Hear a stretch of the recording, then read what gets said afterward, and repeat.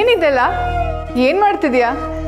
ತುಂಬಾ ದಿನ ಆದ್ಮೇಲೆ ಅಮ್ಮೋರು ಮನೆಗೆ ಬರ್ತಿದಾರಲ್ವಾ, ಅವ್ರಿಗೆ ದೃಷ್ಟಿ ತೆಗೆಯೋಣ ಅಂತ ರೆಡಿ ಮಾಡ್ತಿದ್ದೀನಿ. ಒಳ್ಳೆ ಕೆಲಸ.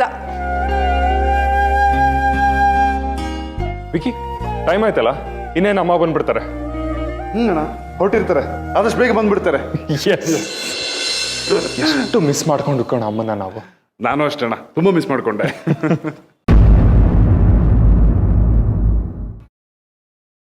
ಎಲ್ಲರೂ ನೆಮ್ಮದಿಯಾಗಿದ್ವಿ. ಹಾಳದವಳು ಯಾಕೆ ಬರ್ತಾಳೋ ಏನೋ.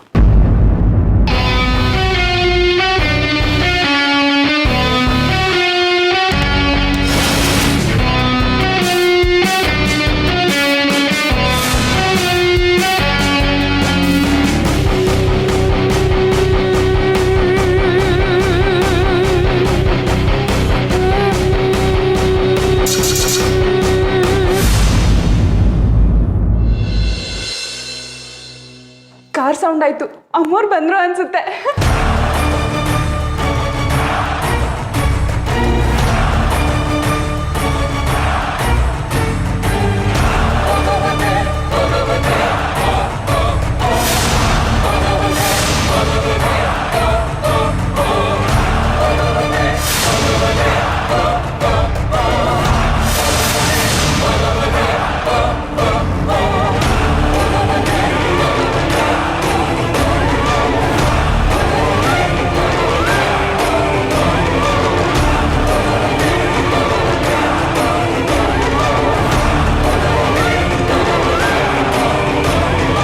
ಒಂದು ಕಾಲದಲ್ಲಿ ನನಗೆ ಹೇಳಿಕೊಳ್ಳೋಕ್ಕಾಗದೇ ಇರೋಷ್ಟು ಹಸು, ಒಳಗೊಳಗೆ ನಾಚಿಕೆ ಆಗೋಷ್ಟು ಚಿಂತೆ, ಹಠ, ಅಸಹಜವಾದ ಭಾವನೆಗಳು ತುಂಬಿಕೊಂಡಿತ್ತು. ಬದುಕನ್ನ ಯುದ್ಧ ಅನ್ಕೊಂಡ್ರೆ ಈ ಫಾರ್ಮ್ ಹೌಸೇ ನನಗೆ ರಣರಂಗ. ಯುದ್ಧಗಳನ್ನ ಗೆದ್ದಿದ್ದೀನಿ, ಬಲಿ ಪಡೆದಿದ್ದೀನಿ, ಚಿಮ್ಮಿದ ರಕ್ತಕ್ಕೆ, ರಕ್ತಪಾತಕ್ಕೆ ಸಾಕ್ಷಿಯಾಗಿದ್ದೆ. ಇದೇ ಫಾರ್ಮ್ ಹೌಸಿಂದಾನೆ ನನ್ನ ಸಾಮ್ರಾಜ್ಯನ ಕಟ್ಟೋದಕ್ಕೆ ನಾನು ಶುರು ಮಾಡಿದ್ದೆ. ಹೊರಗಡೆಯಿಂದ ನೋಡೋರಿಗೆ ಇದು ಸ್ವರ್ಗ, ಒಳಗಡೆ ನರಕ. ಮನೆ ಜನಗಳೆಲ್ಲ ಒಳಗಿದ್ದಾರೆ, ಬಲಿಗೆ ಬಿಟ್ಟಿರೋ ಕುರಿಗಳ ಹಾಗೆ.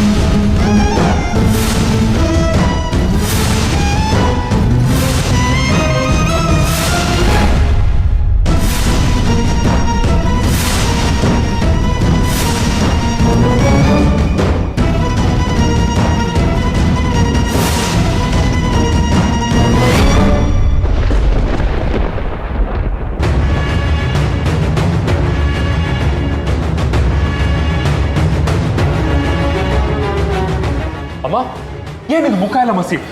ಅಮ್ಮ ದಾರಿಯಲ್ಲಿ ಬರ್ತಾ ಅಮ್ಮ ಕಾಲ್ ಟ್ರೈ ಮಾಡಿದೆ ಕನೆಕ್ಟ್. ಅಮ್ಮೋರೆ, ಏನಿದು ಮುಕ್ಕು ತುಂಬ ಮಸಿ? ನಿಮ್ಮ ನೋಡಿದ ಸಂತೋಷದಲ್ಲಿ ನಾನು ಅದನ್ನು ಗಮನಿಸ್ಲೇ ಇಲ್ಲ. ಒಂದು ನಿಮಿಷ ಇರಿ.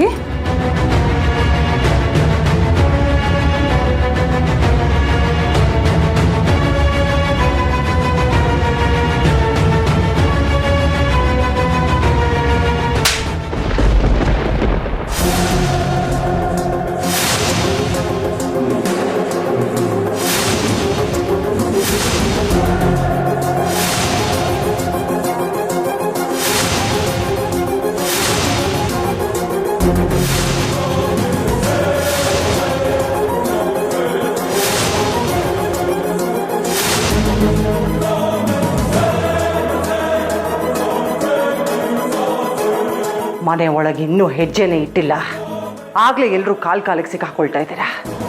ನೇತ್ರಾವತಿ, ಏನಿದು ಆರ್ತಿ ಗಿರ್ತಿ ಅಲ್ಲ, ಇದನ್ನೆಲ್ಲ ನಿನ್ನ ಮನೇಲಿ ಇಟ್ಕೊಂಡು ನನ್ನ ಮನೇಲಲ್ಲ. ನೀನೇನಾದರೂ ನನ್ನ ಮನೆ ಅವಳ ನನಗೆ ಆರತಿ ಮಾಡೋದಕ್ಕೆ?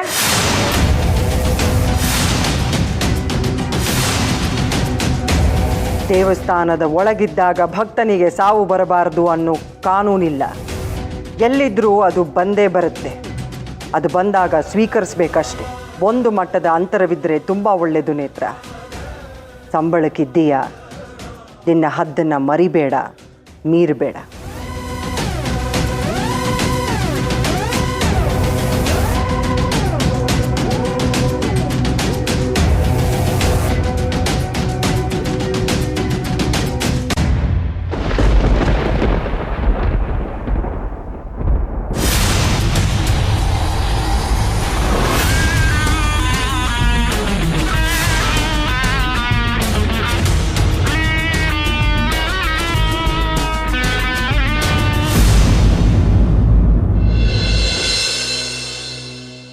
ಚಂಚಲ, ನೋಡು, ನೀನು ಯಾವುದೇ ಕಾರಣಕ್ಕೂ ಗೆಸ್ಟ್ ಹೌಸ್ ಕಡೆ ಬರೋಕ್ಕೆ ಹೋಗಬೇಡ.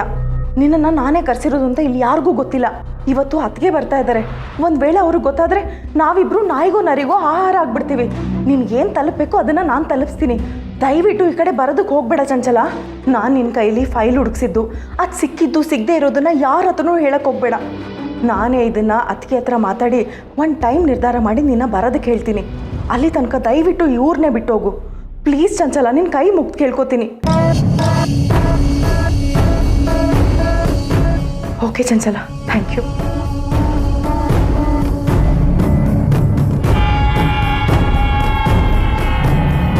ಅವಳಾದವಳು ತೊಲಗದ್ಲು.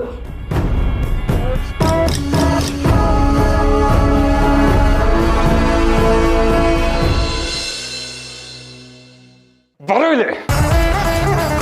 ಯಾವ ಜಾಗದಲ್ಲಿ ಕಾರ್ ಪಾರ್ಕ್ ಮಾಡಕ್ಕಾಗಲ್ವಾ? ಹೊಡಿಬೇಡಿ ಯಜಮಾನ್ರೆ. ದಾರಿನಲ್ಲಿ ಏನಾದ್ರು ಅಡ್ಡ ಇದ್ರೆ ಅದನ್ನ ಪಕ್ಕಕ್ಕೆ ಹಾಕಕ್ಕಾಗಲ್ವಾ? ನಿಮ್ಮಿಂದ ನೇತಂಗೆ ಅವಮಾನ ಆಯ್ತು.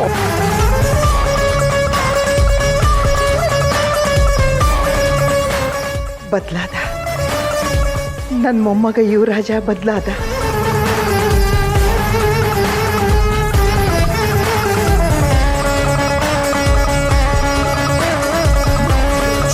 ಮುಂಚೆ ತ್ರಿಶೀಲಾ ದೇವಿಗೋಸ್ಕರ ಬಡದಾಡ್ತಿದ್ದ. ಆ ಬಡದಾಟದಲ್ಲಿ ಸಮುದ್ರನ ಜೀವಕ್ಕೆ ಅಪಾಯ ಇತ್ತಿತ್ತು. ಅಪಾಯ ಆಗಲಿ ಅಂತಾನೆ ತ್ರಿಶೀಲಾ ಸಮುದ್ರನ ಬಡದಾಟಕ್ಕೆ ನೂಗ್ತಿದ್ಲು. ಆದರೆ ಈಗ ನನಗೆ ನೆಮ್ಮದಿ ಆಯಿತು. ಸಮುದ್ರ ನೇತ್ರನಿಗೋಸ್ಕರ ಹೊಡೆದಾಡ್ತಿದ್ದಾನೆ. ಹಾಂ, ನೇತ್ರನಿಗೆ ಅವಮಾನ ಆಯ್ತಲ್ಲ ಅಂತ ಒದ್ದಾಡ್ತಾ ಇದ್ದಾನೆ.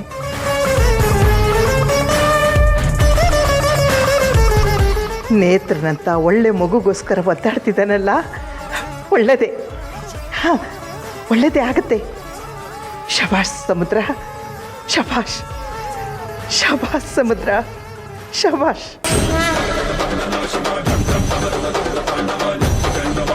ಅಮ್ಮನ ಮುಖಕ್ಕೆ ಮಾಸಿ ಬಿಡ್ತಾರೆ ನೀವು. ಅಮ್ಮನ್ಗೆ ಅವಮಾನ ಮಾಡಿದ್ರಿ.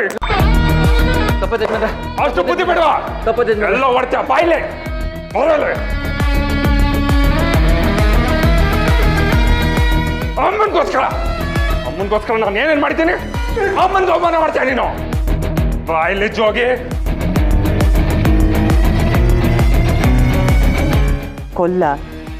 ಕೊಲೆ ಆಗ್ಲ, ಗೆಲ್ತೀನ ಅಥವಾ ಸೋಲ್ತೀನ ಈ ಲೆಕ್ಕಾಚಾರಗಳೆಲ್ಲ ಯುದ್ಧಕ್ಕೆ ನಿಂತಾಗ ಹುಟ್ಟುತ್ತೆ.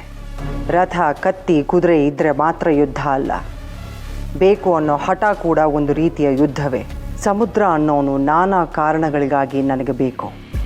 ಆದರೆ ಒಂದು ಸಾರ್ತಿ ಸಮುದ್ರ ಬದಲಾದ, ನನ್ನ ಕೈ ಬಿಟ್ಟು ಹೋದ. ನಾ ಹುಟ್ಟಿಸಿದ ಕಿಚ್ಚನ್ನು ಯಾರು ಆರಿಸಿದ್ದಾರೆ ಅಂತ ಭಾವಿಸಿದ್ದೆ. ಇಲ್ಲ, ಸಮುದ್ರ ಬದಲಾಗಿಲ್ಲ. ನನ್ನ ದೊಡ್ಡ ನಂಬಿಕಸ್ಥ ಆಯುಧ ಅಂದರೆ ಸಮುದ್ರ. ಆ ಆಯುಧ ಯಾರ್ದೋ ಕೈಗೆ ಸಿಕ್ಕಿ ಹರಿತವನ್ನು, ಹೊಳಪನ್ನು ಕಳ್ಕೊಂಡಿಲ್ಲ. ಸಮುದ್ರ ನನ್ನ ದಾರಿಲೇ ಇದ್ದಾನೆ, ನನ್ನ ಮುಷ್ಟಿಲೇ ಇದ್ದಾನೆ.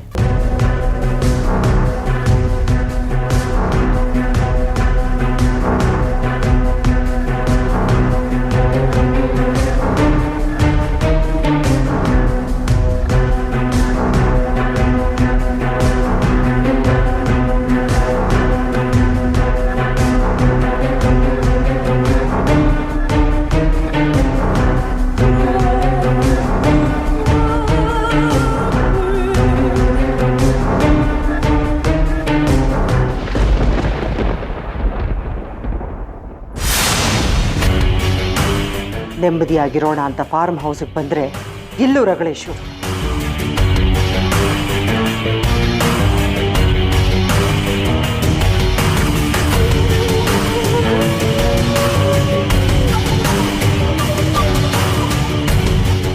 ಯಾವ ನೆಮ್ಮದಿಗೋಸ್ಕರ ಬಂದಿಲ್ಲ ನೀನು. ಮನೆಯಿಂದ ಒಬ್ಬೊಬ್ಬರನ್ನಾಗೆ ಇಲ್ಲಿ ಫಾರಮ್ ಹೌಸ್ಗೆ ತಂದುಬಿಟ್ಟು ನಮ್ಗಳ ನೆಮ್ಮದಿನ ಕಿತ್ಕೋತಾ ಇದೆಯಾ ಕಣೆ ನೀನು. 29 ವರ್ಷದಿಂದ ನಿನ್ನನ್ನು ನಾನು ನೋಡ್ತಾನೇ ಇದ್ದೀನಿ. ನಿನ್ನ ಬುದ್ಧಿ ನನಗೆ ಗೊತ್ತಿಲ್ವಾ? ಇಲ್ಲಿಗೆ ಬರ್ತಿದ್ದಾಗೆ ನಿನ್ನ ಮುಖಕ್ಕೆ ಮಸಿ ಹತ್ತಿದೆ ಅಂದಾಗ ನಮ್ಮೆಲ್ರಿಗೂ ಗ್ರಹಚಾರ ಕಾದಿದೆ ಅಂತಲೇ ಅರ್ಥ.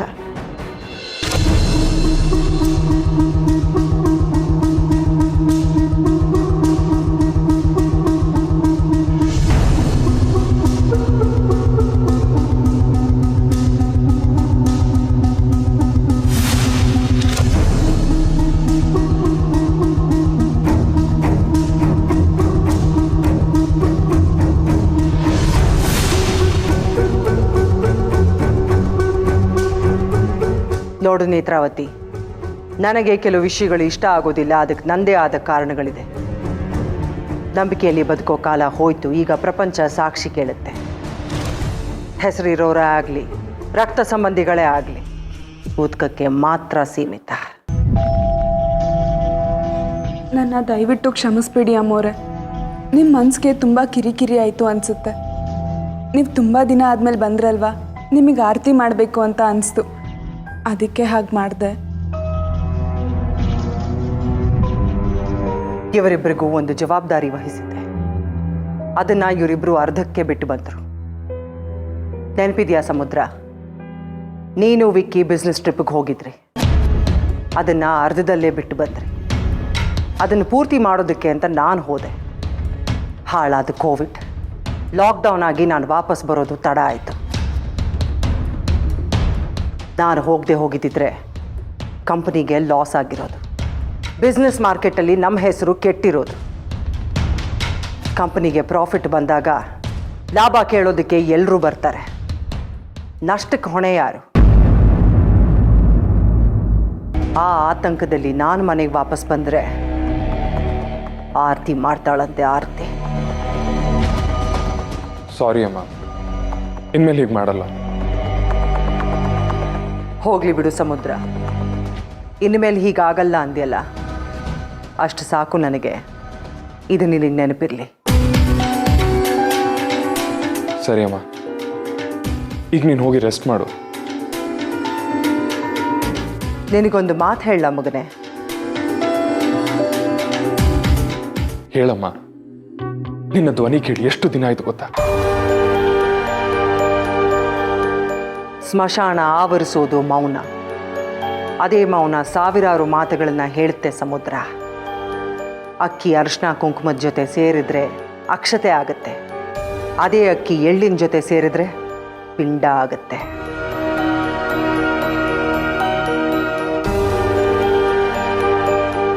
ನೀನು ಇನ್ನು ಮುಂದೆ ನನ್ನ ಜೊತೆನೇ ಇರಬೇಕು, ಅರ್ಥ ಆಯ್ತಾ? ನಾವು ಮಾಡೋ ಕೆಲಸಗಳು ಬಹಳಷ್ಟಿದೆ. ನೀನು ನಾನು ಮಾತ್ರ ಸೇರ್ಕೊಂಡು ಮಾಡೋ ಕೆಲಸಗಳು. ಸರಿ ಅಮ್ಮ, ನಾನು ಯಾವತ್ತ ನಿನ್ನ ಬಿಟ್ಟು ಹೋಗ್ತೀನಿ ಅಂತ ಅಂದಿದ್ದೀನಿ ಹೇಳು? ಅಣ್ಣನ ಬಗ್ಗೆ ನನಗೆ ಹೊಟ್ಟೆ ಕಿಚ್ಚಿಲ್ಲ, ಆದರೆ ಅಮ್ಮನ ಮಡಿಲಲ್ಲಿ ನನಗೆ ಯಾವತ್ತೂ ಜಾಗ ಇಲ್ಲ. ಅದಕ್ಕೆ ನನಗೆ ಅಮ್ಮನ ಮೇಲೆ ಪ್ರೀತಿ ಇಲ್ಲ. ಸರಿ ಸಮುದ್ರ, ನಾನು ನೀನು ಇಬ್ಬರು ಸೇರಿಕೊಂಡು ಮಾಡೋ ಕೆಲಸಗಳು ಬಹಳಷ್ಟಿದೆ ಅಂತ ಹೇಳಿದ್ನಲ್ಲ. ನೀನು ಹೇಗಿದ್ರು ನನ್ನ ಜೊತೆನೇ ಇರ್ತೀಯಲ್ಲ, ಅವರಿಬ್ಬರನ್ನು ಬಿಟ್ಟುಬಿಡು, ಏನು ಮಾಡಬೇಡ. ಸರಿ ಅಮ್ಮ. ಅಮ್ಮೋರೆ, ಏನು ಹೆಜ್ಜೆ ಮುಂದಕ್ಕಿಡಬಾರ್ದು, ಯಾವಾಗಲೂ ತಡೆ ಹಾಕ್ತಿರ್ತೀಯ. ತಡೆ ಹಾಕಬೇಡ, ನಾನು ತಡೆಯೋಳಲ್ಲ. ಅದು ಹಾಗಲ್ಲ ಅಮ್ಮೋರೆ, ನಿಮ್ಮ ಕೈಲಿ ಮಸಿ ಇನ್ನೂ ಹಾಗೆ ಇದೆ. ಒಂದು ನಿಮಿಷ ಇರಿ.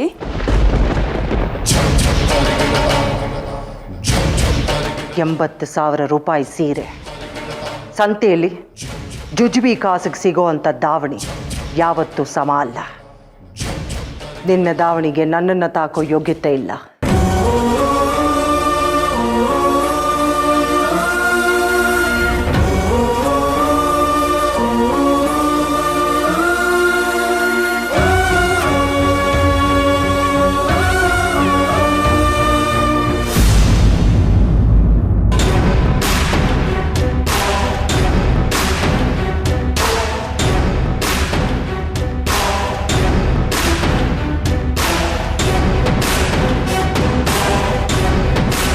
ತ್ರಿಶಾಲ,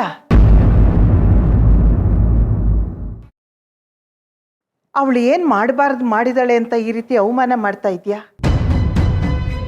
ಅವಳು ನಿನಗೆ ಮಸಿ ಬೆಳೆದಿಲ್ಲ, ನಿನಗೆ ಹತ್ತಿರೋ ಮಸಿನ ತೊಳಿತಾ ಇದ್ದಾಳೆ. ಪುಣ್ಯ ಕ್ಷೇತ್ರದಲ್ಲಿ ಹರಿಯೋ ನದಿ ಪಾಪ ಕರ್ಮಗಳನ್ನು ತೊಳೆದ ಹಾಗೆ. ನೋಡು, ಅವಳು ಮುಗ್ದೆ, ಅವಳಿಗೇನು ಹೇಳಬೇಡ. ನೀನು ಮಾತಾಡ್ದನ್ನ ನೋಡ್ತಾ ಇದ್ರೆ ನಿನ್ನ ಆಸ್ಥಾನದಲ್ಲಿ ನ್ಯಾಯಕ್ಕೆ ಶಿಕ್ಷೆ ಅನ್ನೋ ಹಾಗಿದೆ. ತಪ್ಪು ಮಾಡಿದ್ರೆ ಮಾತ್ರ ಮಾತಾಡು.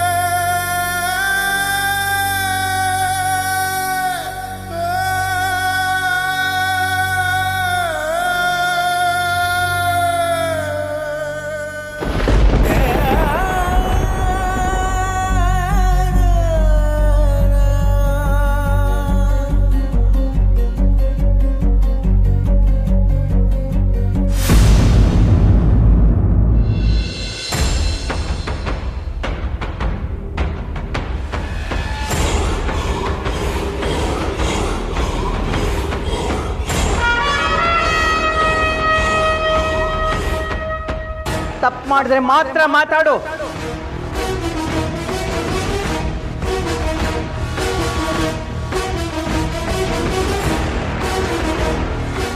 ನೀನು ಮಾತಾಡ್ದನ್ನ ನೋಡ್ತಾ ಇದ್ರೆ ನಿನ್ನ ಆಸ್ಥಾನದಲ್ಲಿ ನ್ಯಾಯಕ್ಕೆ ಶಿಕ್ಷೆ ಅನ್ನೋ ಹಾಗಿದೆ.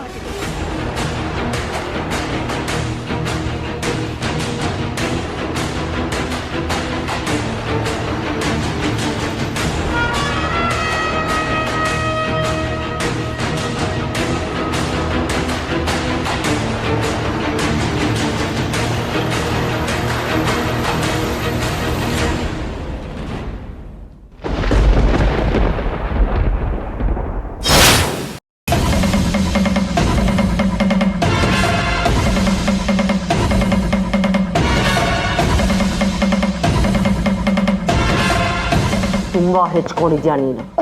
ಸಮುದ್ರ ಎದುರುಗಡೆ ಇದ್ರೆ ನಾನು ಮಾತಾಡೋದಿಲ್ಲ ಅಂತ ನಿನಗೆ ತುಂಬ ಚೆನ್ನಾಗಿ ಗೊತ್ತು. ಅದಕ್ಕೆ ಮಾತಾಡ್ತಿದ್ಯಾ ಅಲ್ವಾ? ಉದುರು ಹೋಗೋ ಎಲೆ ನೀನು ಯಾವ ಕ್ಷಣದಲ್ಲಾದರೂ ಉದುರು ಹೋಗ್ತೀಯ. ನೇತ್ರಾವತಿ ಅಂದ್ರೆ ನಿನಗೇನು ಸಂಕಟ? ಸ್ವಲ್ಪನೂ ದಯನೇ ಇಲ್ವ ನಿನಗೆ?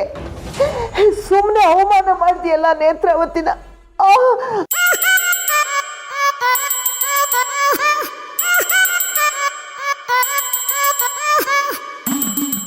ದಯೆ ಅನ್ನೋದು ಕುರುಡ್ರಿಗೆ ಕಿವುಡ್ರಿಗೆ ಮಾತ್ರ, ನಿಮ್ಮಂಥವ್ರಿಗಲ್ಲ. ನಿನ್ನ ನಾಲ್ಗೆ ಕತ್ತರಿಸಿ ಕಿವಿ ಕಿತ್ತು ನಾಳೆಯಿಂದ ದಯೆ ತೋರಿಸ್ತೇನೆ. ಪರವಾಗಿಲ್ವಾ ನಿನಗೆ? ಮಾತಾಡ್ತಾಳೆ.